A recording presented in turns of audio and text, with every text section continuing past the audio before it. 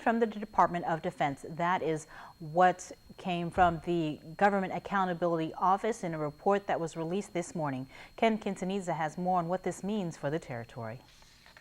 Known as the Congressional Watchdog, or the investigative arm of Congress, the Government Accountability Office, or GAO, released a report this morning indicating that the Department of Defense's preliminary cost estimate for the current realignment plan is not reliable.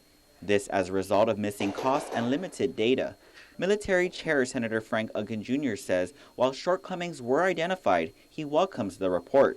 When we're talking about a relocation that could possibly cost in the neighborhood of $12.1 billion, and the federal government is going to foot most of that bill, then certainly they need to be able to have sufficient information. That $12.1 billion figure is noted in the report, as is statements from DoD officials that the Defense Department has not yet been able to put together a more reliable cost estimate until an environmental analysis along with negotiations with host nations are completed. Uggan agrees. Once the supplemental EIS is complete, then they can identify 1, 2, or 3 possible sites.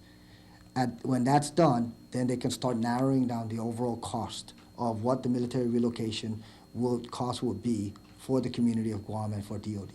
The report, however, notes that DoD did not include some upfront practices that could have provided more reliable estimates, not dependent on an environmental analysis.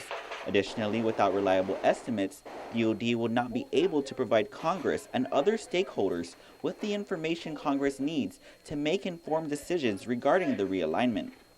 It was last year when the buildup numbers were redefined through the U.S. and Japan's announcement that the roadmap readjustment would instead be about 4,700 troops to Guam, with others to go to Hawaii and Australia.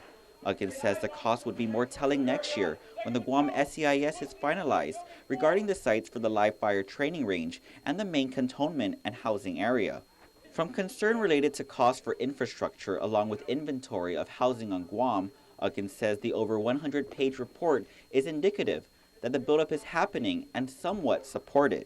If we look at the timelines that have been set, this report reminds the Department of Defense and the federal government that there's still a lot of work that needs to be done. It was back in April when members from the U.S. GAO were on island and met with island leaders, including Uggan, several government agencies, and officials from the military. The trip was part of a congressional mandate set forth in the National Defense Authorization Act to validate the Guam buildup infrastructure requirements.